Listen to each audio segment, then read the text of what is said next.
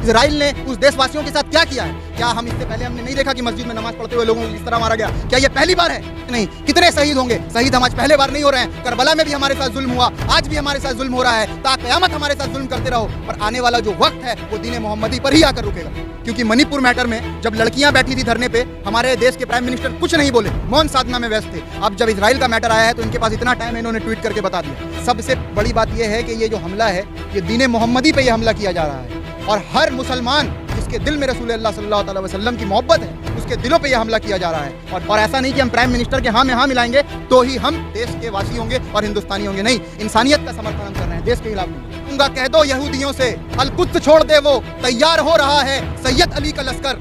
हम एक दिन नमाज जाकर किबला में जा पढ़ेंगे, पूरा यकीन है इस बात पर, यह इलाही का फरमान है। सबसे बड़ी बात ये बहुत दुखद वाली बात है और देखकर दिल मचल रहा है कि ये जो उम्मत मुस्लिमा के साथ आज हो रहा है, और ये आज की लड़ाई नहीं है, ये बैतुल मुक़द्दस जो है, हमारा ईमान बैतुल मुक़द्दस पे है।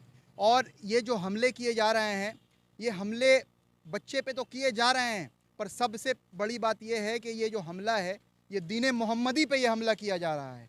और हर मुसलमान जिसके दिल में रसूल अल्लाह सल्लल्लाहु अलैहि वसल्लम की मोहब्बत है उसके दिलों पे यह हमला किया जा रहा है। और जो कंट्रीज़ खुल के सब सामने आ रहे हैं, सपोर्ट कर रहे हैं, ये हमास की सपोर्ट नहीं है या फिर ये गाज़ा की सपोर्ट नहीं है, ये सपोर्ट इंसानियत की है। जिस दिल में, जिस इंसान के दिल में इंसानियत है वो खुल के सपोर्ट कर रहा है।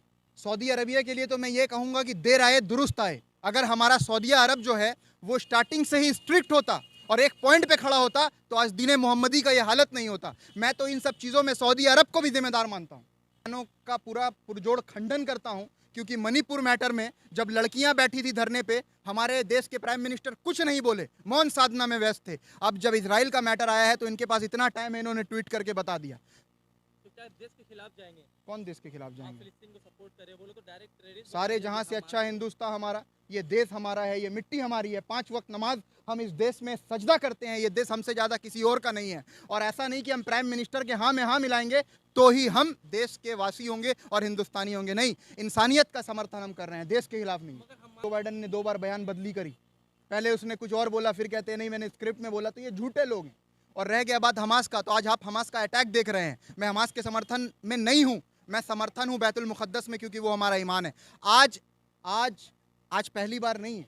आज आप देखो इजराइल कब से अटैक कर रहा है, तो आज हमारा देश भी गुलाम था, हमारा देश भी एक वक्त गुलाम था, और कुछ फ्रीडम फाइटर हमारे देश से भी उठे थे जिनको आज भी ऑफिशियली टेररिस्ट कहा जाता है, और कई फाउंडेशन लड़ रहे हैं कि उनको ऑफिशियली टेररिस्ट से हटाया जाए। तो हर वो फ्रीडम फाइटर जो अपने देश को गुलामी से बचाने के लिए लड़ाई करता हो, वो पावर में बैठे हुए जो गुलाम बनाए हुए हैं उनके लिए टेररिस्ट होता है। तो हर चीज़ आपको देखना चाहिए कि every action has a reaction, her action का एक रिएक्शन होता है। आज हमास या कोई भी देश का एक फ्रीडम फाइटर हो या कोई भी ऑर्गेनाइजेशन हो, पागल नहीं हो, अगर बिना मतलब वो अटैक करे तो आतंकवादी होता है, टेररिस्ट होता है। अगर हम थोड़ा पास्ट में जाए और थोड़े पीछे में चेक करें तो हमें यह देखना पड़ेगा कि इजराइल ने उस देशवासियों के साथ क्या किया है। क्या हम इससे पहले हमने नहीं देखा कि मस्जिद में नमाज पढ़ते हुए लोगों को किस तरह मारा गया? क्या ये पहली बार है? मैं यही कहूँगा, कह दो यहूदियों से अल-कुद्स छोड़ दे, वो तैयार हो रहा है सैयद अली का लश्कर। हम एक दिन नमाज जाकर किबला में जा पढ़ेंगे, पूरा यकीन है इस बात पर, यह इलाही का फरमान है। तो हमारी जो हाथ है वो रब्बुल आलमीन के बारगाह में उठी हुई है, और हम दुआ करते हैं, हम दुआ गो हैं अपने रब्बुल आलमीन से कि उन्हें वास्ता है रसूल पाक का कि वो इस चीज़ से निजात हमें ज़रूर दिलवाएंगे। निगाह गैब से इमाम मेहंदी का ज़हूर होगा, और उन्हें बता दूं कि इमाम मेहंदी का ज़हूर बाकी है, और एक ना एक दिन, आज नहीं, कितने शहीद होंगे? शहीद हम आज पहले बार नहीं हो रहे हैं। करबला में भी हमारे साथ जुल्म हुआ, आज भी हमारे साथ जुल्म हो रहा है। ता क़यामत हमारे साथ जुल्म करते रहो, पर आने वाला जो वक्त है वो दीन मोहम्मदी पर ही आकर रुकेगा। ये जो लोग हैं आजकल, पढ़े लिखे नौजवान हैं, हर देश, हर कंट्री, हर फ़िरके में, तो वो जाकर पढ़ें कि ईरान टेररिस्ट है, कि हमास टेररिस्ट है, कि इजराइल टेररिस्ट है। कौन जुल्म कर रहा है? मेरे हिसाब से जो जुल्म कर रहा है वो टेररिस्ट है। अगर हम थोड़ा पीछे जाएं और इस चीज़ों को बड़े सादगी के साथ देखें तो हमें यह ज़रूर पता लगेगा कि आखिर इजराइल ने किया क्या था जिसकी वजह से आज ये रिज़ल्ट आ रही है। और आज हमारा जो देश है और हमारा जो वर्ल्ड है, देश नहीं, हमारा जो वर्ल्ड है वो ऐसे पैमाने पर आकर खड़ा हो गया है। कल का आना अभी बाकी है। ये जो है ये दीन मुसलमान पे जुल्म हो रहा है, हमारा जो कौम है वो बेदार हो रहा है, और अभी भी वक्त है कि हम सिया, सुन्नी, वहाबी, देवबंदी को छोड़कर एक फ़िरके में बढ़ जाएं, और वो फ़िरके का नाम बस एक ही हो, दीन मोहम्मदी। और जिसके दिल में मुस्तफ़ा जाने रहमत है वो सामने आए और दीन इस्लाम को बचाएं। तो आज तक मुझे इंडियन मीडिया समझ में ही नहीं आया कि इंडियन मीडिया क्वेश्चन किस बेसिस पे करते हैं। इलिटरेसी की आप क्या समझते हैं कि हमारे फिरके, हमारे कौम में लोग जाहिल हैं? आप क्या समझते हैं हम टोपी पहनकर जाहिल खड़े हैं? I strongly condemn to Indian media. क्या आपने नहीं देखा पास्ट में क्या हुआ? क्या आपने नहीं देखा पास्ट में इसराइल ने क्या किया? आज आपको हमास का अटैक दिख रहा है। क्या हमास के साथ या हमास के कंट्री के साथ, फलस्तीन के साथ पहले क्या हुआ आपने नहीं देखा? क्या आपने आंख में काला कपड़ा पहना हुआ था? क्या हमारे मुसलमानों के साथ क्या हुआ आपने नहीं देखा? मस्जिद में सजदा करते हुए मुसलमानों के साथ हुआ क्या आपने नहीं देखा? दाढ़ी पहने हुए मुसलमानों के साथ क्या हुआ आपने नहीं देखा? क्या आज आप नहीं देख रहे हैं कि बच्चों के साथ क्या हो रहा है? मगर आप तो भाजपाई इन द सेंस में भाजपाइयों को अंधभक्तों की गिनती में गिनता हूँ। ये कुछ भी कर सकते हैं। ये तो कल कह देंगे कि ताजमहल चांद के ऊपर है, कल को ये कह देंगे कलकत्ता दिल्ली है, दिल्ली को कह देंगे पंजाब है। तो इनके बातों पे सुनो मत। भाजपाई का जो पुराना नेता है अटल बिहारी वाजपेयी, जिनको हम दिल से सम्मान करते हैं, जाइए यूट्यूब के अंदर सर्च कीजिए कि अटल बिहारी वाजपेयी साहब ने, जिनको अल्लाह ताला जन्नतुल फिरदौस में जगह अता फरमाए, उन्होंने क्या कहा था? उन्होंने क्या कहा था? वो किसके सपोर्ट में? फलस्तीन के सपोर्ट में थे। तो अब कुछ भाजपाई तो चेंज क्यों हो गए? तो वो भाजपा कुछ अलग था, ये भाजपा अंधभक्तों का भाजपा है। मैंने क्या कहा? दिल्ली को पंजाब, पंजाब को राजस्थान, इनका जो मर्जी वो कह सकते हैं। तो ये कब तक चलेगा? आपको क्या लगता है ये रुकने का नाम नहीं ले रही है? अब क्या होगा गजा पट्टी का? गजा का नाम मिटाने का कोशिश किया जा रहा है इजराइल की तरफ से। इस्लाम को मिटाने की कोशिश ये पहली बार नहीं है। इस्लाम को मिटाने की कोशिश यजीद ने भी बहुत बहुत करा था करबला के अंदर में। पर करबला की वो लड़ाई याद करो, ये करबला की लड़ाई से भयानक लड़ाई नहीं है। और आज जब मैं बच्चों को देख रहा हूँ फलस्तीनी की, तो बाखुदा मुझे नन्हे अली असगर की याद आ रही है। पर यकीदा है मुझे हुसैन के अल्लाह पे, जिसने हुसैन के शहीद के बाद इस्लाम की हिफाजत की थी। आज वही अल्लाह किसी न किसी फरिश्ते को भेजकर हमारा हिफाजत जरूर फरमाएगा। और मैं यही कहना चाहता हूँ कि बेदार ना हो, सारे मुसलमान भाइयों और बहनों बेदार ना हो, हाथों को उठाओ और अल्लाह के बारगाह में दुआ करो, क्योंकि दुआएं ही ऐसी चीज़ है जो तकदीर को बदल देती है। किसी इनोसेंट का जान लेना ये हम अपने एंगल से देख रहे हैं। मैंने आपको थोड़ी देर पहले भी मेंशन किया कि जब हमारे देश में ब्रिटिश की हुकूमत थी तो हमारे फ्रीडम फाइटर्स ने भी किया वो जो करना चाहिए देश को आज़ाद करने के लिए। तो क्या हम ये कहते हैं ब्रिटिश जिनको मारा गया वो इनोसेंट थे? या मैं ये कह सकता हूँ नहीं। भगत सिंह ने एक बात कहा था, a loud noise to be created to make the deaf hear. मतलब एक ज़ोरदार आवाज़ की ज़रूरत है ताकि बहरों को सुनाई दे। तो क्या भगत सिंह को हमने टेररिस्ट कहा कि वो टेररिस्ट थे?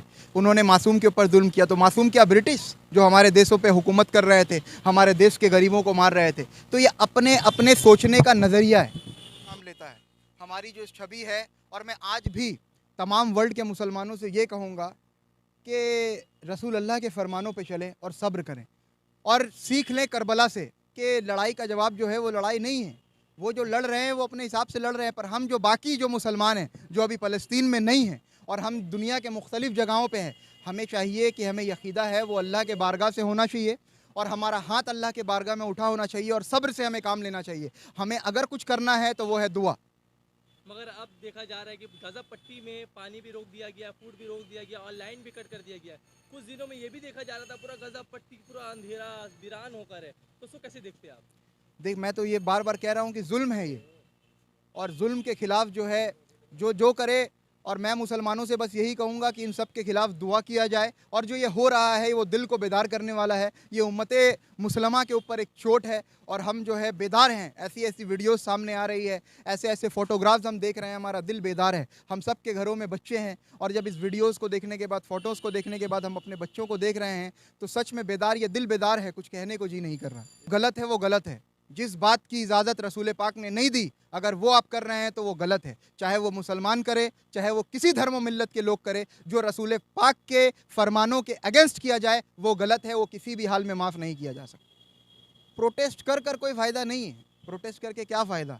आज प्रोटेस्ट है, कल फिर सब फ़िरका परस्ती में बढ़ जाएंगे। ये सिया हो गए, वो सुन्नी हो गए, ये देवबंदी हो गए, ये वो हो गए, ये फलाना हो गए। नहीं, ये नहीं।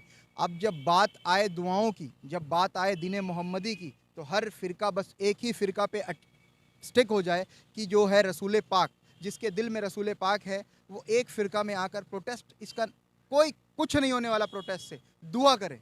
ये प्रोटेस्ट की कुछ भी नहीं, ये लोग कर रहे हैं। ये मुद्दा राजनीति का नहीं है, ये बहुत सारे सेंटिमेंट्स का मुद्दा है। ये एक मुसलमान के रूह और दिल का मुद्दा है, क्योंकि बैतुल मुक़द्दस जो है हमारा दिल से। और फ़लस्तीन से मैं बार बार कह रहा हूँ, फ़लस्तीन से हम मोहब्बत हमास के लिए नहीं करते, फ़लस्तीन से हम मोहब्बत किसी कुछ भी चीज़ों के लिए नहीं करते। फ़लस्तीन से फ़कत हमारा एक ही मोहब्बत है कि वो दुआ गो है और उनके दिल में ला इलाहा इल्लल्लाह मोहम्मद रसूलुल्लाह है और हमारा ईमान ला इलाहा इल्लल्लाह मोहम्मद रसूलुल्लाह पे है।